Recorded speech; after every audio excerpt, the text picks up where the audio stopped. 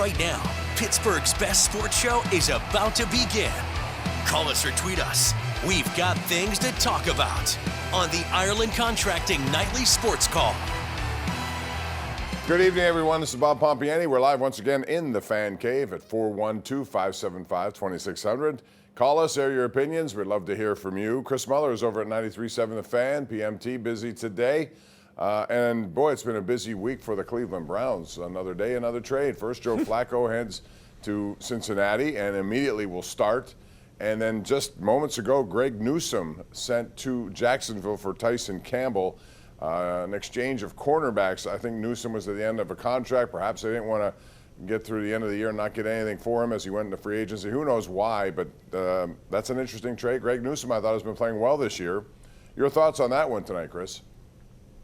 That's a strange one. I haven't checked into Tyson Campbell's contract status yet, or haven't had a chance to, but I thought Newsome was a pretty useful and good player for them. But I think everything you see the Browns do has to be viewed through a very specific lens. Like, they are they want to be the Eagles as far as an asset management team and look at players. I know this sounds cold, but they want to look at players as assets and, well, if this guy isn't going to be part of our future, we'll try to get something in return. I mean, we talked today about how there might be value that some teams perceive in, even after you bench Joe Flacco, having around a 41-year-old who's been there, done that, and having him as like counsel for the younger quarterbacks. They don't. They were like, oh, we could trade him to a team in the division and get a fifth-round pick and a pick swap here? Yeah, let's do that. So I think that front office is really of the mindset that they're trying to moneyball the NFL or trying to act like Howie Roseman.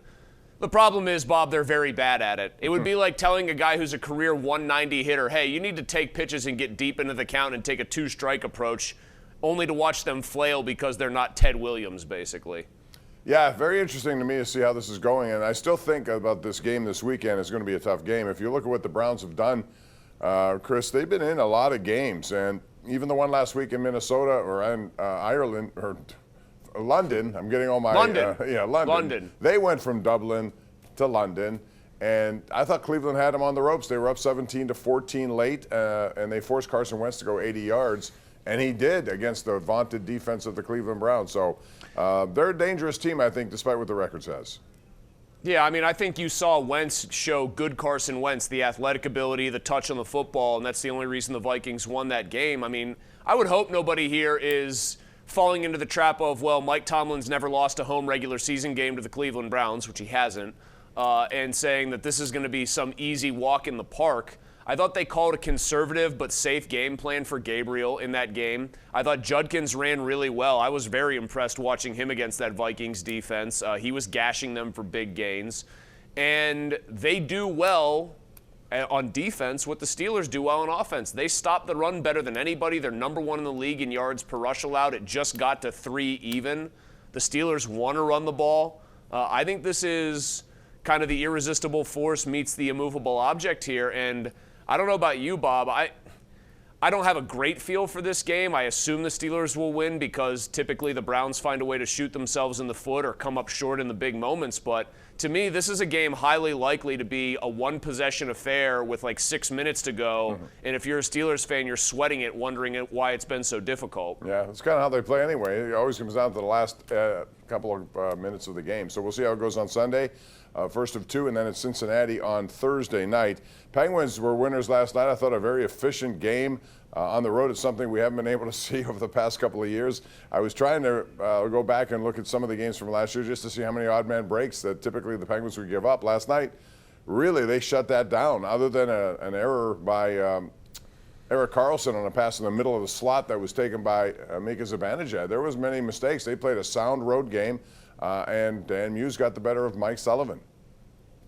I'm surprised you haven't congratulated me on my terrific coaching effort, buttoning up the defense and helping them. I mean, Dan Muse basically is just me with a better job title.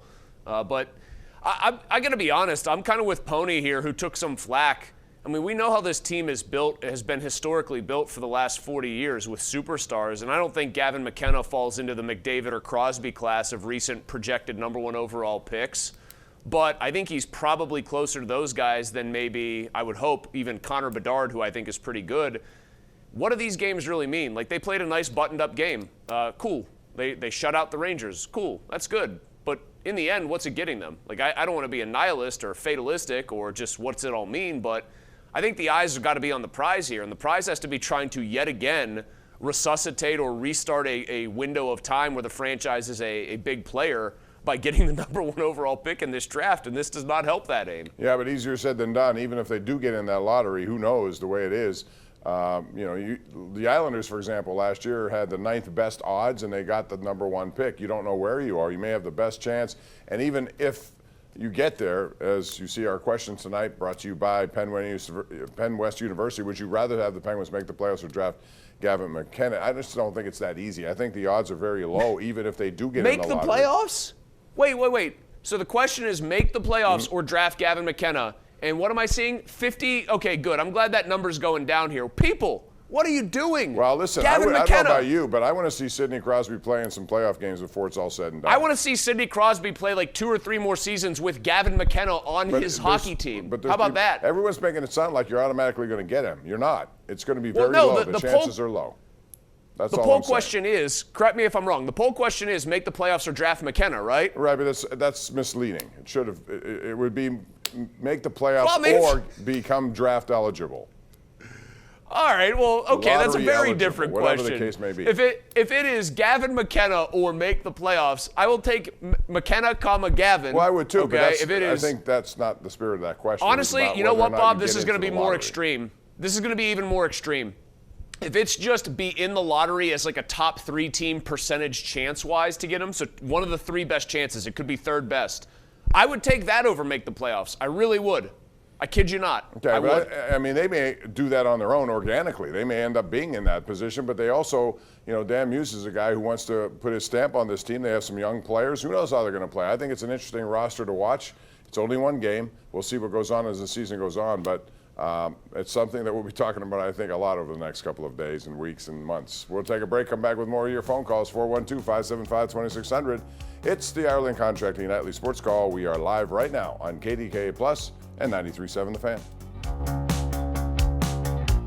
All right, welcome back. This is our Xfinity tweet of the night. Comes from the NHL News. Largest contracts in NHL history, total dollars. For some reason, Kirill Kaprizov's at the top by a wide margin over Ovechkin, Leon Draisaitl, Shea Weber. This is all time now. Jack Eichel, who just got today paid, 8-year, 108. That's 13.5 per year. This was Crosby's last deal, and the thing about Crosby, it's always 8.7 million. It's probably the best value of anybody you see on this list. But I got to ask this, Chris, looking at that Kirill Kaprizov, I just don't understand. Guy like Eichel gets 13.5. Okay, fine. Connor McDavid took 12.5. And you see Kirill, I really thought that they did a bad job out there, and Billy Guerin overpriced himself when it comes to that guy. He's a very good player, but what has he done to the point where he deserves $5 million more than Connor McDavid? I mean, the outlier there is McDavid taking 12.5. I mean, he's taking $1 million less average value than the guy that got picked right after him in the draft, Eichel, that is nowhere near the player he is. Nobody's on that list. Crosby's the only guy who should be mentioned. I know Kaprizov is really good, but like as far as just overall impact, I mean, it's McDavid and then still Crosby very soon after him. So that's the outlier. The rest of it, though, is more a comment. I guess it's more a commentary, Bob, than anything on a lot of those guys like Crosby and like McDavid taking below market rate. I mean, Kaprizov sets a new rate, and it's incumbent on everybody else to decide, okay, do I want to do that deal or do I want to give my team flexibility? McDavid is clearly telegraphing to the Oilers, you got 2 years to figure this out. Right. I'm taking a hometown discount. Right. Like, you don't figure it out, I'm gone. I think that's like the writing on the wall for the Oilers there. I am also reminded of how funny the 2 names tied for 10th on that list are. Do you recall those crazy days when Suter and Parise got $98 million apiece from the same team? From the same team. Do you remember those 2 deals? Right. Twin absolutely. deals from Minnesota, and that got them so much in the end. Yeah, very interesting to me, and good for him, Kaprizov. He got that kind of money. I don't know if he was holding some sort of threat over Billy Guerin, but the bottom line is, you're right. McDavid is going to go for 2. He knows they have a good team in Edmonton. We'll see where it takes them in the next 2 years. Let's go to the phone lines at 412-575-2600, beginning with Ray in Whitehall. Go ahead, Ray. How are you? Hey, how you doing? I have been following the Pirates since the late 70s. I know people who followed them since the days of Ralph Kiner. I have never seen the Pirates hitting this bad when I look at this past year. When I look at what we have in the minors, when I look at what we have in Pittsburgh, and when I look at our financial situation, because I think when you put all three of those factors together, even if we have enough money to sign a great player, I don't think we have enough money to make up to get what we need. And I hate to say this, and it's painful. I'm with Harold Reynolds. I know Chris said he may wait at least 1 year, maybe two, but during the off season, they have to seriously consider trading number 30. I just don't think that they have one off season, and this is it, to try to do something here in the next year or two, and that's it.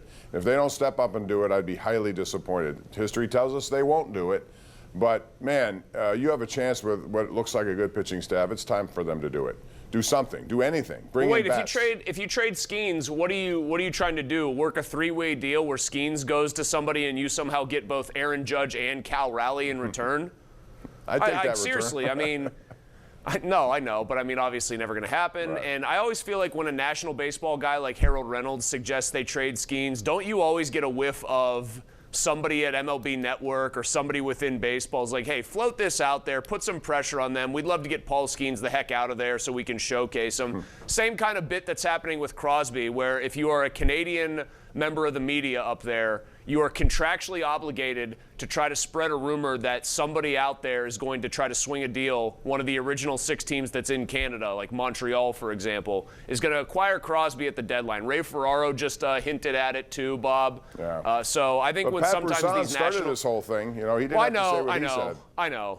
I know, but just to bring it back to Reynolds, I honestly believe that some of these in-house networks like this, they see a guy like Skeens, they see how little the Pirates put around him, and there's almost like this compulsion to say, set that man free and let him play for a real team that's going to contend. Johnny is in Farallon right now. He's on the sports call. Hello, Johnny. How are you? Real good, fellas. Hope you all doing well. I've been getting a little pushback on this, but I really want the Steelers to be aggressive here with the next 3 weeks before the deadline with a wide receiver. And I want us to use up to a second-round pick because we can get first-round talent from a desperate team, I believe, with a second-round pick, or get second-round talent with a third-round pick. Just real aggressive. And then next year, we'll get those picks back one way or the other. But, Wait, how are they going to get those picks back, Johnny? Like, Russell Wilson's not going to play enough. Justin Fields has to stay healthy. Like, some of those compensatory picks are hardly guaranteed because they're all playing time-based. But, I mean, we could always do things with moving down and picking up a pick here and there. But that's the thing. It's all a crapshoot. So use the pick now. But, I mean, if you want to get a wide receiver this year, you're telegraphing that you think that they're good enough as currently constructed, plus one wide receiver, to seriously contend for a Super Bowl. I mean, to me, they're still on a different planet. They're on a different planet than Buffalo, and if Kansas City continues to get themselves right when Rashee Rice comes back, I think Kansas City's going to reassert themselves. I still think it's a very muddled and muddied picture in the AFC, even though the AFC North looks a lot better for them. Don is in parts unknown right now. He's known to be on the sports call. Go ahead, Don. Hey, Bob. Hey, Chris. How you guys doing? Good. Who was that, Jim Morrow? How's the weather in parts unknown, Don? How's the food? What's that? How's the weather in parts unknown? Well, my bald Upper head is Darby. freezing. I don't know about you, but it's not well. A question for you guys tonight. I want to talk about the Ryder Cup. Okay. Professionals against professionals. I know that the home captain gets to set up the horse, supposedly, once a rough this way and all this, and that the way he wants it sculpted. Is the format that they play, is that etched in stone? Because if I was the next Ryder Cup captain that was played on American soil, the first thing out the gate would probably be 6 singles matches. You can't do that. That's the way it's set up. Is the way it's set up. The format is set the way it is. It's foursomes, then four ball, then you do it again, alternate, and then you have singles on. Right. Yeah, then you have singles singles is on interesting Sunday. because it always comes down to that. But boy, I thought the Americans dug themselves such a big hole that they had a really good singles day, and they didn't pull it out because of what happened the first 2 days, and that's their problem generally. They fall behind. I didn't expect it to happen at Bethpage, but they've done that over there in Europe all the time, it seems. They dig a big hole. I mean, Bob, come on. You know this as well as I do. On Europe, it's 12 guys who are some very good individuals who truly function as a real honest-to-God team. And on Team USA, I don't care what anyone says, no one's going to move me off this point. it's 12 individuals attempting to come together as a team, but it looks just more like 12 individuals wearing the same uniform, honestly. And that to me, in a microcosm, is why Team Europe dominates the actual foursomes, which is the most, like, the alt shot is like the true team event there where you're really trying to make it work. They annihilate the U.S. usually in alt shot, and I think that's been the difference the last couple ones that they've won. When it's singles, like, I'm not shocked that the U.S. plays well because it's a bunch of individualistic players. Yeah, and Scotty Scheffler just doesn't do well in those mixed opportunities. For whatever reason, he comes away a lot of times pointless for the #1 player in the world. We're due for a break. We'll take it right now. You're watching the Ireland Contracting Nightly Sports Call. We'll be right back.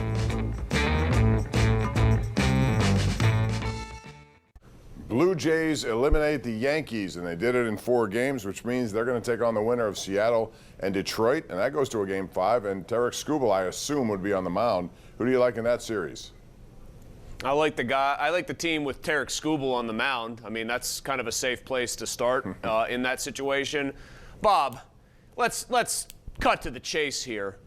One pet peeve of mine that is long-standing is this idea that if something happens with a New York sports team, it's got to be immortalized. What was the news cycle on Aaron Judge's big home run to tie the game? 22 hours? He's a true Yankee hero. No, he's not. They got eliminated by a better team. I guess he should have thought about hitting a 3-run homer tonight, too, huh? I find that to be incredibly tiresome. I am thrilled to death that the Yankees got bounced again. And you know what? Give me a Blue Jays Brewers World Series to make all the television executives, make all the TV execs angry, and give me Canada versus smallest U.S. market. And let's get a real World Series going here. I think actually those are the 2 best teams. Milwaukee plays a totally united kind of baseball in terms of they know what they're doing defensively, fundamentally. They don't make mistakes. They don't beat themselves. Toronto largely can do the same thing, although I think they have more power offensively. But I don't know. Now, the Cubs salvaged 1 game. We'll see what they do in the next one. And the Phillies are trying to hang on also. The Dodgers look like the team that really is going to, at the end, be the last man standing. I actually think the Brewers can absolutely beat the Dodgers. The Dodgers are starting to look like a wagon, but I think Milwaukee's coming out of the NL the more I actually sit and think about it. And like I said, Blue Jays Brewers would be an absolute delight for everybody but the people who are in charge of charging ad rates for these commercials. All right, Chris, we're out of time. Thank you as always. We'll do it again tomorrow night. Thanks for joining us, and thank you for joining us as well.